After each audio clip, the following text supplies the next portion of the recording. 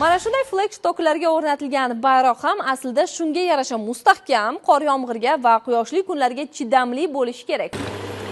Ayni damda men biz uchun qadrli bo'lgan O'zbekiston bayrog'ini tikyapman. Ko'rishingiz mumkin, yana bu yerda mendan tashqari 15 dan ortiq xotin-qizlar bayroq tikish bilan band.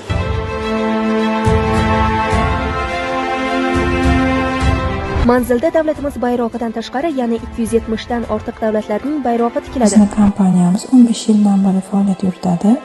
Dunyo bayroqlari uyi kompaniyasi O'zbekistondagi eng yirik bayroq ishlab chiqaruvchi kompaniyadir. Bizning korxonamiz eng so'nggi zamonaviy bosma mashinalar bilan jihozlangan.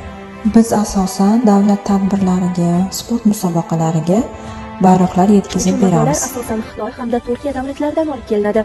Zich to'qilgan matolardan tikiladi. Olovda yonmaydi, suvda ho'l bo'lmaydi. Asosan shunaqa maxsus matolarda tikiladi. Nima sababdan aynan bayroq tikadigan korxona tashkil etgansiz degan savolga esa javob quyidikcha. Bayroq tikish g'oyasi o'zi birinchi o'rinda qaynonamlar Qodirova opa boshlaganlar. Oilaviy tadbirkorlik asosida tikamiz.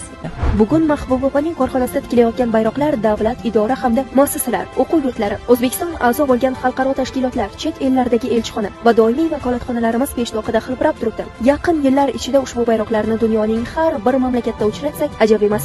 Tadbirkor ayolning maqsadi ham shu aslida. Dilfuza Najmiy va Shonyor Mautov, Sunnat Ibragimov, Ovoz informatsion dasturi uchun.